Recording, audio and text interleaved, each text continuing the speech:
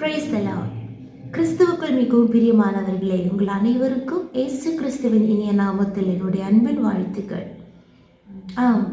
நம்முடைய தேவனாகி கர்த்தர் அவர் மரித்தவர், ஆனாலும் உயிரோட இன்றைக்கும் நமக்காக ஜீவிக்கிறவர். ஹல்லேலூயா, ஸ்தோத்திரம். உயிரோட எழும்பப்பட்ட உயிர்த்தெழுந்த இயேசு கிறிஸ்துவை நாம் ஆராதிக்கிறோம். நிச்சயமாகவே இயேசு கிறிஸ்துவை மருத்துவரிலிருந்து எழுப்பினவருடைய ஆவி நமக்குள்ளே இருக்கிறார் என்றால் நிச்சயமாகவே எந்த நிலைமையிலே நாம் இப்போது ஒரு மருத்த அனுபவத்தில் இருந்தாலும் கர்த்தர் நம்மை எழுப்ப வல்லவராக இருக்கிறார். ஹல்லேலூயா. அந்த தேவனுடைய சமூகத்தில் நம்மை ஒப்பு கொடுப்போமாக. இந்த மாதத்தின் மூன்றாம் நாளிலே நாம் வந்திருக்கிறோம். கர்த்தர் நமக்காக பெரிய காரியங்களை செய்வார். ஒரு வசனத்தை வாசிப்போம். அப்போஸ்தலருடைய நடபடிகள் 10வது அதிகாரம் அதனுடைய 40வது வசனம். அப்போஸ்தலர் 10:40. மூன்றாம் நாளிலே தேவன் அவரை எழுப்பி பிரத்யட்சமாய் காணும்படி செய்தார். இந்த நாட்களிலே கர்த்தர் நம்மோடு பேசுகிறார். வருகிற நாட்களிலே இந்த நாள் 3ஆம் நாள். இந்த மாதத்தின் 3ஆம் நாள்.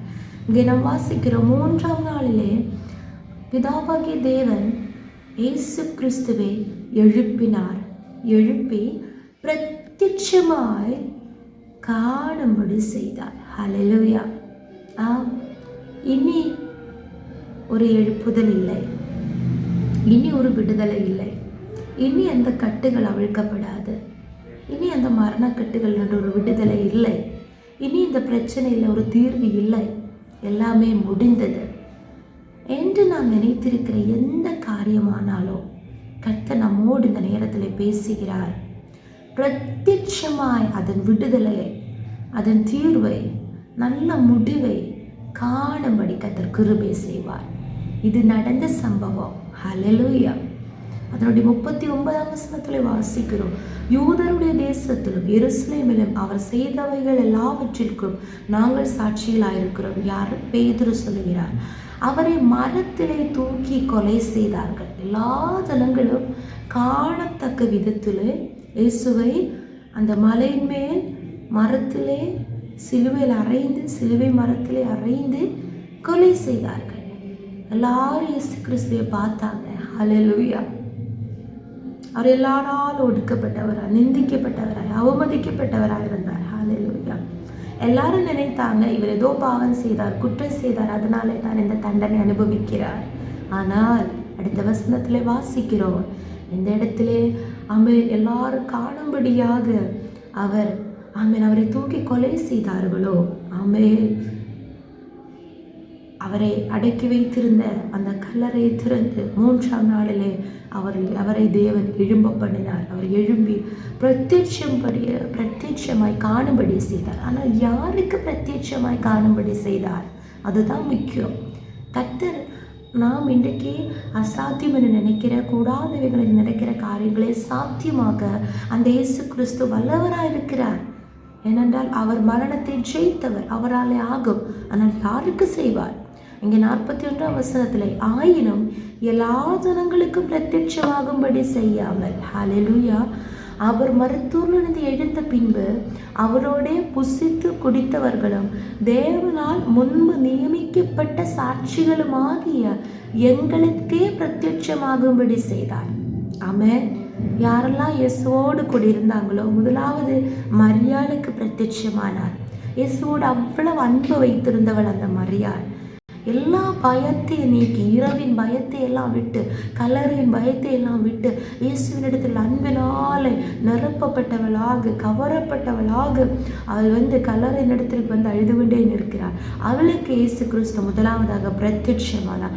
அடுத்து தம்முடைய சீஷர்கள் பயந்திருந்தாங்க. அங்கே உங்களுக்கு சமாதானம் என்று சொல்லி அவர்களுக்கு அவர் பிரத்யட்சமானார். எல்லா ஜனங்களுக்கு அவர் பிரத்யட்சமாகவில்லை. ஹல்லேலூயா. பிரத்யட்சமாய் காணும்படி செய்தார். எல்லா ஜனங்களுக்கும் இல்லை. இதுதான் முக்கியம்.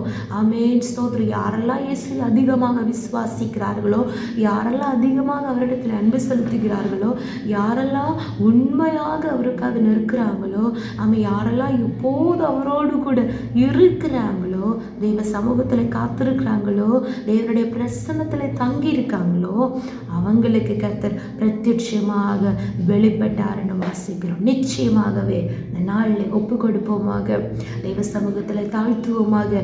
சில காரியங்களில் விடுதலைகளை பிரத்யட்சமாக நம்முடைய கண்களாலே காணும்படி கர்த்தர் கிருபை செய்வார். ஜெபிப்போம். ஏசப்பா ஸ்தோத்திரம். அளவில்லாமல் நேசித்து வழிநடத்துகிற எங்கள் அன்பன் பரலோக பிதாவே, ஆசீர்வதிக்கப்பட்டதான காலை வேளையிலும் நீர் எங்களுக்கு தந்த நல்ல ஆலோசனைக்காக ஸ்தோத்திரம். ஆமாண்டவரே, 3ஆம் நாளிலே தேவன் இயேசுவை எழுப்பினாரே அப்பா. பிரத்யட்சமடியாக காணும்படி செய்தார். ஆனால் எல்லாருக்கும் அல்ல. ஆமாண்டவரை, நாங்கள் விசேஷித்தவர்களாக மாறணும். அதிக நேசிக்க கிருபை தாங்க கேட்டாவே முற்றிலுமாக ஒப்பு கொடுக்கிறோம். நேரங்கள் வாழ்க்கையில் செய்த எல்லா நன்மைகளுக்காக நன்றி. முறுமுறுக்காமல் கேட்டாவே, அவிசுவாசிகளாக இராமல் கேட்டாவே, அதிகமாக விசுவாசித்து அதிகமாக அன்பு செலுத்தி அப்பா அவருடைய மகிமைகளை நாங்கள் காண நாங்களை ஒப்பு கொடுக்கிறோம். சம்பூர்ணமாக தாழ்த்துகிறோம். வசனம் கேட்டுக்கொண்டிருந்த எல்லாரையும் கர்த்தர் ஆசீர்வதிப்பீராக. இயேசுவின் நாமத்தினாலே ஜெபிக்கிறோம். உங்கள் ஜெபத்தை கேளும் நல்ல பிதாவே. ஆமென், ஆமென், ஆமென். May God bless you all.